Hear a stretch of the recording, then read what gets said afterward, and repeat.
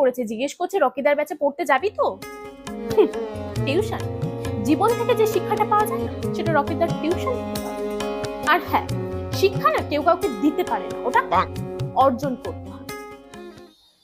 হ্যাঁ হ্যাঁ পড়তে যাবে। কখন? এই কখন যাবি, 7টা না 7:30? সময় কি কারোর হিসাব মতো চলে রে? সময়ের হিসাব মতো তো আমাদের চলতে হবে। এই 7টায় যাবে। রং?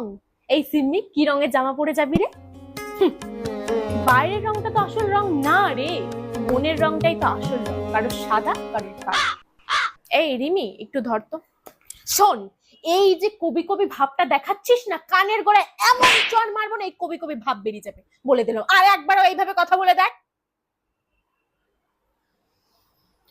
ওকে, পড়তে যাওয়ার সময় সাইকেল নিয়ে যাবি? হ্যাঁ কি না?